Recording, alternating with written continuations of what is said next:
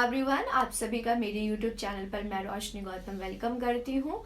अभी हम economy news में बात करेंगे, बहुत सारे इकोनॉमी। और इस बार जो स्टूडेंट इस वीक का करंट अफेयर की बात करो तो इकोनॉमी न्यूज़ से बहुत ज़्यादा रिलेटेड है। लास्ट वीक में ऐसा कुछ नहीं था जो कि मैं लेके नहीं आई, और ये स्टार्ट किया है सीरीज। जितने भी इकोनॉमी न्यूज़ वीकली होंगे या फिर मंथली होंगे या इम्पॉर्टेंट होंगे, जो भी एग्जाम आप दे रहे हैं, इकोनॉमिक्स जैसे बैंकिंग हो गया, पीसीएस हो गया, यूपीएससी हो गया, इसके लिए बहुत ज़्यादा इंपॉर्टेंट होता है। टीचिंग एग्जाम्स हो गया, तो अगर आपका इकोनॉमी सब्जेक्ट है तो बहुत इंपॉर्टेंट है। इसके पीडीएफ के लिए टेलीग्राम चैनल को ज्वाइन कर लीजिएगा ताकि पीडीएफ भी आपको मिल जाए। ओके, तो चलिए आज हम इकोनॉमी न्यूज़ में देखेंगे। बहुत सारे न्यूज़ है, तो लास्ट तक बने रहिएगा। पहला न्यूज़ जो है वो juice jacking. The word juice jacking आपसे पूछ सकते किसके लिए है, क्योंकि आरबीआई ने इशू किया है वार्न कि आप क्या हो जाओ, वार्न किया है, ताकि जो चार्जिंग मोड, मतलब बेसिकली मैं आपको बताऊं, पब्लिक प्लेस पर जो पोर्ट्स होते हैं ना, पब्लिक पोर्ट्स, उससे हम चार्ज कर लेते हैं। अब हम चार्ज कर लेते हैं, हमें पता नहीं चलता कि वो हमारी सारी डाटा, हमारा फ़ोन का जितना भी डाटा वो चोरी कर रहा है। तो इसी को देखते हुए आरबीआई ने इशू किया है वार्निंग कि भाई ऐसे काम मत करो, जो चार्जिंग डिवाइस है पब्लिक पोर्ट के वहाँ पर मत चार्ज करो। राइट, ये बात है, अपना ले जाओ, अपना चार्ज करो। और इस टर्म को बोला गया है जूस जैकिंग। तो आपसे पूछ सकते हैं एग्जाम में, जूस जैकिंग मतलब क्या होता है, तो आपको पता होना चाहिए जूस जैकिंग मतलब क्या होता है। ओके, तो ये है charging their device using the public port. अगर आप करते हो तो आपका सारा डाटा ले लिया जाता है, जो कि आरबीआई ने ये बात बोली है। आरबीआई कब आया था? आरबीआई 1934-35 में ये स्टैब्लिश हुआ था। चलिए नेक्स्ट हम देखेंगे मूडी। मूडी क्या है? अब मूडी वो वाला मूडी नहीं है, ये ग्लोबल रेटिंग एजेंसी है।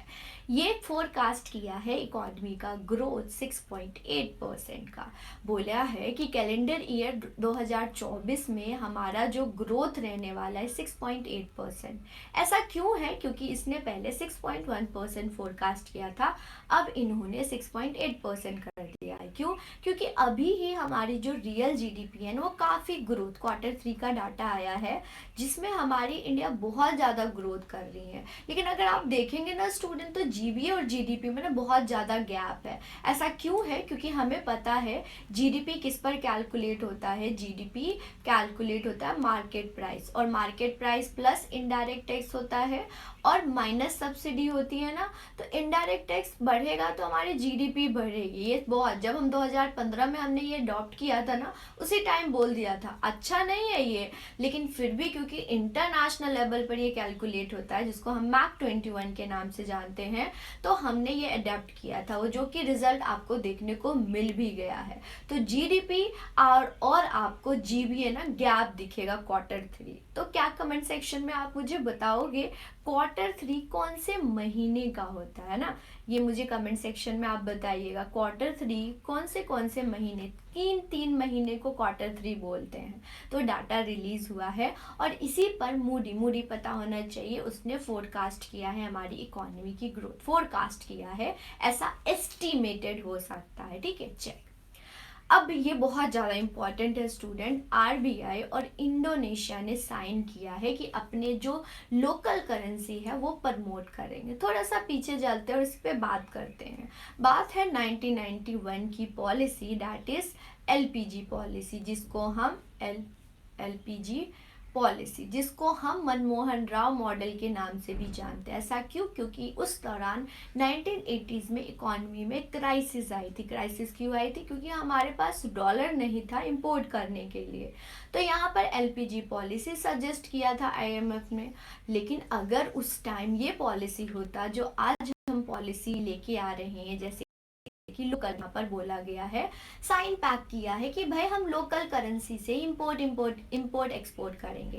पहले क्या था कि जब भी आपको इंपोर्ट एक्सपोर्ट करना है तो आपके पास डॉलर करेंसी होना चाहिए, क्योंकि हर जगह वो अवेलेबल है, सब जगह एक्सेप्टेबल है, तो आपको वो होना चाहिए। बट अब देखोगे स्टूडेंट, तो अब ये टर्म आ रहा है डी डॉलराइजेशन। बहुत इंपॉर्टेंट है। डॉलर को हमने कम इस्तेमाल करना है ना, उसका सब्स्टिट्यूशन ढूंढना है, सब्स्टिट्यूशन। तो यहाँ पर आरबीआई जो, या हमारा इंडिया है, भारत जो है, वो रशिया के साथ, यूएई के साथ, अब देखिए इंडोनेशिया के साथ क्या है, इन्होंने अपना जो ट्रेड एग्रीमेंट है, इसमें बोला गया है कि हम डॉलर को ना यूज़ करके हम अपने लोकल करेंसी मतलब रुपीज़ में, इंडिया रुपीज़ में और इंडोनेशियन रुपया में क्या करेगा, इंपोर्ट एक्सपोर्ट करेगा, जिससे ज़्यादा जो होगी हमारी एक्सपोर्ट इंपोर्ट में जो बैरियर होता है वो कम हो जाएगा, डॉलर की जो मोनोपली है वो कम हो जाएगी, हमारा जो रुपीज़ है उसको इंटरनेशनल लेवल पर क्या रिकॉग्निशन में मिलेगा।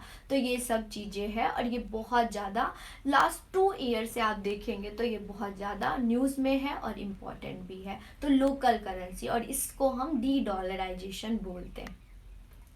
अब नेक्स्ट ये हाउस होल्ड कंजम्पशन एक्सपेंडिचर सर्वे आया है।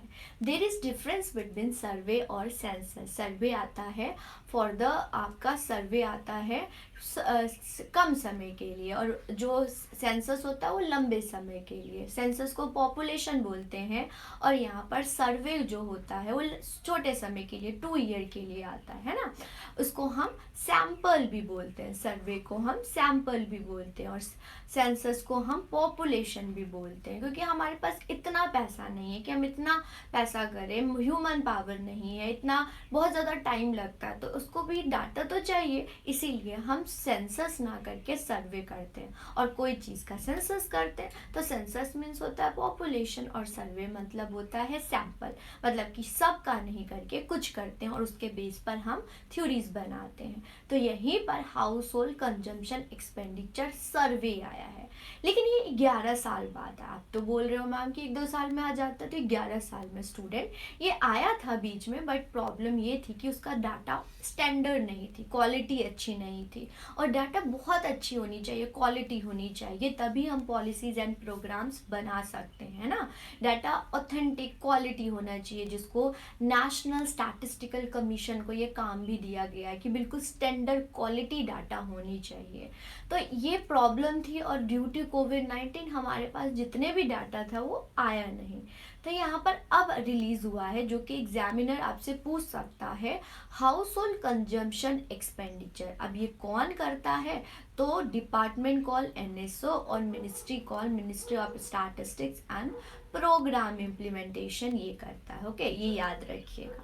अब कब से कब तक है, तो फाइनेंशियल ईयर अगस्त 2022 से जुलाई 2023 से। लास्ट टाइम कब हुआ है, 11 साल पहले, 11 साल पहले मतलब 2011-12 को लास्ट टाइम हुआ था। अभी 22-23 का डाटा आया है हाउस होल्ड, मतलब कि जो हाउस होल्ड है वो कितना अपना एक्सपेंडिचर करता है, जिसको मेजर किया जाता है MPCE, that means monthly per capita consumption expenditure. Means एक हाउस होल्ड पूरे महीने में कितना एक्सपेंडिचर करता है, इसको हम पर कैपिटा कंजम्पशन एक्सपेंडिचर बोलते हैं। चलिए अब कुछ हम डाटा देख लेते हैं क्या हुआ। तो अगर अर्बन हाउस होल्ड की बात करें तो इंक्रीज हुआ है monthly per capita consumption expenditure, that is 33.5%। Rural house hold का भी इंक्रीज हुआ है 40.42%, जो कि 2008 हुआ है। ओके, अगर हम कंपैरिजन करें 2011-12 से। वही अगर हम देखें स्टूडेंट, तो फूड पर जो कंजम्पशन है, एक्सपेंडिचर है, वो कम हुआ है, रिड्यूस हुआ है। रूरल हाउस होल्ड की देखें तो 52% था तो 46% हुआ है। अर्बन हाउस होल्ड का भी डिक्रीज हुआ है 42 तो 39%।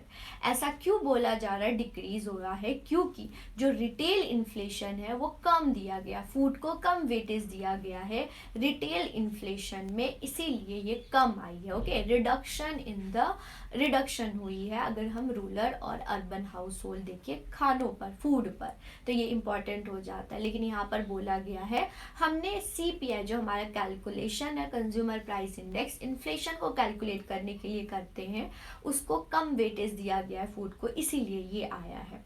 ओके, और लोगों ने बोला है कि हम फूड के अलावा किसी और चीज़ पर भी एक्सपेंडिचर करने लग गए हैं, इसीलिए फूड पर हम कम करते हैं, हमारे स्टैंडर्ड ऑफ लिविंग किसी और चीज़ पर भी इंक्रीज हो गई है।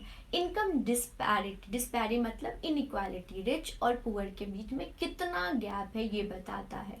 अगर बॉटम 5% से देखें तो rural area on an average अपना एक्सपेंडिचर करता है 1373 और अर्बन एरिया में 2001, मतलब कि आप खुद देख सकते हैं डबल, मतलब बहुत ज़्यादा गैप है रूरल और अर्बन एरिया। मतलब अगर टॉप 5% देखें स्टूडेंट तो रूरल में 10,501 है तो अर्बन में 20,824 है। तो यहाँ पर बहुत ज़्यादा गैप है किसमें, रिच और पुअर में। अगर रीजनल डिस्पैरिटी की बोले स्टूडेंट तो सिक्किम ये इम्पॉर्टेंट हो जाता है, सबसे ज़्यादा है। और छत्तीसगढ़ में भी बहुत कम है, छत्तीसगढ़ में बहुत कम डिस्पैरिटी है और सिक्किम में बहुत हाईएस्ट डिस्पैरिटी है रिच और पुअर के बीच में। आपका जो भी स्टेट है, अगर आप एक स्टेट स्पेसिफिक एग्जाम दे रहे हैं तो वहाँ पर आप अपना देख के जाइएगा, जिसका पीडीएफ मैंने भेज दिया है। थोड़ा सा और देख लेते हैं। अगर बात करें percentage of share of cereals पर कितना एक्सपेंडिचर किया जाता है तो 9.91% रूरल एरिया में, अर्बन एरिया में कितना किया जाता है 3.64% और फूड पर 46.38% तो 39.17% की अर्बन पर किया जाता है। नेक्स्ट, ये बहुत इंपॉर्टेंट था, 11 साल बाद आया था, कौन करता है और ये डाटा, और कौन से स्टेट में ज़्यादा डिस्पैरिटी है, कौन से स्टेट में कम डिस्पैरिटी है, ये पूछ लेंगे। नेक्स्ट है हमारा न्यूज़ है, पीयूष गोयल जी ने लॉन्च किया है ई किसान उपज निधि। ओके, किसके लिए, वेयर हाउस लॉजिस्टिक के लिए। अभी क्या होता है स्टूडेंट, फार्मर जो है वो प्रोडक्शन करता है, कल्टीवेट करता है, लेकिन जब वो मार्केट में बेचने जाता है तो वो उसको दाम नहीं मिलता है जितना उसको मिलना चाहिए, जिसको हम डिस्ट्रेस सेलिंग बोलते हैं। डिस्ट्रेस मतलब कि जितना उसको चाहिए, जितना में वो बेचना चाहता है उतना उतना नहीं उसको मिल रहा है। ओके, तो इस प्रकार से इसी को देखते हुए यहाँ पर ई किसान उपज निधि, मतलब कि जो फार्मर है वो क्या कर सकता है, अपना सामान, अपना जो कल्टीवेशन प्रोडक्शन है वो कहाँ पर रख सकता है, कोई भी वेयर हाउस में, ओके, वेयर हाउस में रख सकता है, जिसको 6 मंथ के लिए रख सकता है, ये बोला गया है। और इसका इंटरेस्ट रेट कम कर दिया गया है, इंटरेस्ट रेट कम कर दिया है 7%, और स्टोरेज जो पीरियड है वो 6 मंथ के लिए कर सकता है। अब क्यों करता है, क्योंकि पेरिशेबल गुड्स है, अब वो अपने पास भी नहीं रख सकता, ना उसके पास इतना इंफ्रास्ट्रक्चर होता है, तो वेयर हाउस में रख के उसके बाद जिसका रिडक्शन, ये योजना के तहत, मतलब जो लॉन्च किया गया है policy by the Piyush Goyal, उन्होंने बोला कि आप रख लो, और इसका जो इंटरेस्ट भी है वो भी कम कर दिया गया है, और एनुअली 7% इंटरेस्ट रेट पर रख सकता है, जो कि पीरियड ऑफ 6 मंथ के लिए रख सकता है। और यहाँ पर जो फार्मर है अगर वो अपना प्रोडक्शन कल्टीवेशन रखेगा तो उसके अगेंस्ट वो सर्टिफिकेट भी ले सकता है, और वो सर्टिफिकेट लेके, अब तो वो इलेक्ट्रॉनिक फॉर्म में भी आ गया स्टूडेंट, वो सर्टिफिकेट लेके वो अपना बैंक में जाके लोन भी ले सकता है। तो ये भी सुविधा होता है, ताकि इनकम की जो सोर्स, फार्मर की जो है इनकम सोर्स ऑफ ज़्यादा हो, इसीलिए सब चीज़ लाया जाता है। यहाँ पर जो सिक्योरिटी डिपॉजिट थी वो भी रिड्यूस किया गया है, पहले 3% रखना पड़ता था, अब 1% ही रखना पड़ता है इस योजना के तहत, ये पॉलिसी के तहत, जिससे गवर्नमेंट सपोर्ट दे रही है फार्मर की। तो फार्मर की जो इनकम है वो बनी रहे, उसका फ्लो बना रहे, और वो क्या हो, डिमोटिवेट ना हो कि मैंने कल्टीवेशन किया और जितना कॉस्ट मेरा लगा उतना नहीं लगा। तो इन सबको देखते हुए ई किसान उपज निधि लाया गया है, बहुत इंपॉर्टेंट हो जाता है। अगर मेंस राइटिंग करते हैं तो ये सारे एग्जाम्पल्स को कोट कर सकते हैं।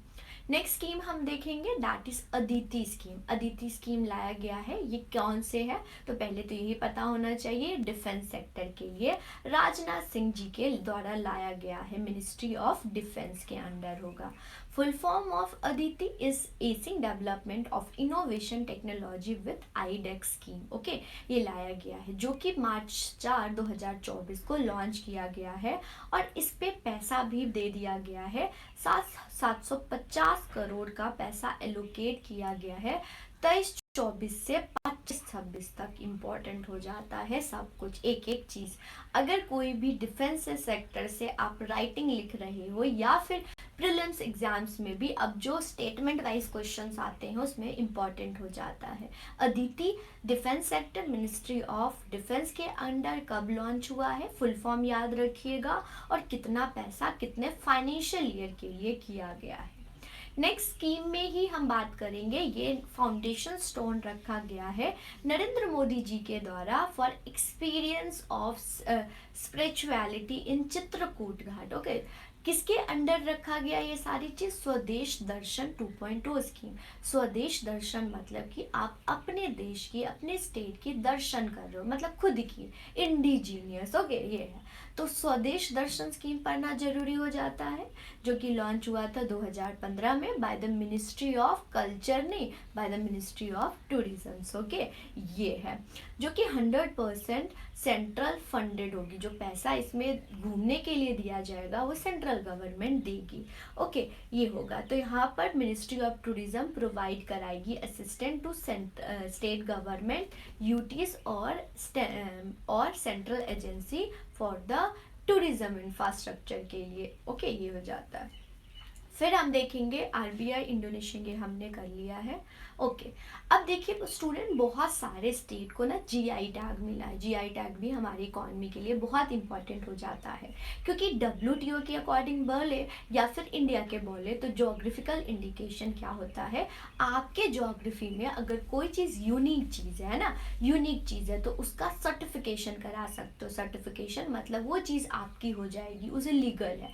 जैसे कि अगर आपने बनारस का पान रखा है या बनारसी साड़ी रखी है तो आपका नाम है, आपसे कोई नहीं लेगा। और ये किसके अंडर होता है, जोग्राफिकल इंडिकेशन। मतलब आपकी जोग्राफिकल में कोई चीज़ हुई है तो आपका ही होना चाहिए और वो किसी का नहीं लेगा, जिसका वैलिड होता है 10 ईयर। 10 ईयर के लिए जीआई टैग होता है। ओके, डब्ल्यूटीओ के अकॉर्डिंग या फिर हमारे कंट्री में स्पेसिफिक भी मिलता है बहुत सारे प्रोडक्ट्स को।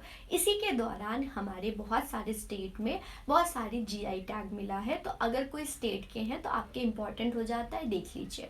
कटक जो है, चांदनी तारा कसी जो कटक फेमस, ये ना तारों से बनाया जाता है।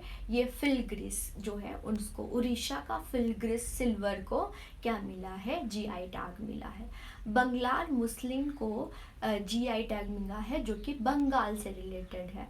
नरसारपुर क्रोशेट लेस है, क्रोशेट लेस इस प्रकार का होता है, उसको भी जीआई टैग मिला है। ओके, रतलाम रियावान लहसुन जो है स्टूडेंट, मध्य प्रदेश का भी, इसको भी जीआई टैग मिला है। अंबाजी व्हाइट मार्बल गुजरात को जीआई टैग मिला है। त्रिपुरा रीसा टेक्सटाइल को भी जीआई टैग मिला है। हैदराबाद लाख बंगल को, हैदराबाद को क्या मिला है, जीआई टैग मिला है। मंजुली मास्क जो कि असम का है उसको जीआई टैग मिला है। मंजुली मनुस्क्रिप्ट, जैसे रामायण या फिर कोई भी चीज़ है उसको मनुस्क्रिप्ट पिक्चर के फॉर्म में दर्शाया जाता है, उसको भी जीआई टैग मिला है, जो कि असम से है। तो कोई भी इम्पॉर्टेंट है, आपको नॉर्मली भी सेंट्रल एग्जाम्स में पूछ लिया जाता है और स्टेट एग्जाम्स में भी पूछा ही जाता है। फिर नेक्स्ट हम देखेंगे economic integration, right. Economic integration या रीजनल ब्लॉक्स में हमारे इकोनॉमिक्स में आ जाता है, इंटरनेशनल इकोनॉमिक्स में। तो पहला D8 के बारे में पढ़ेंगे। अब D8 की विजिट में जो बांग्लादेश के पीएम है उन्होंने क्या बोला है कि जो मुस्लिम कंट्रीज है ना उनकी एक करेंसी होनी चाहिए ताकि हम इंपोर्ट एक्सपोर्ट कर सके।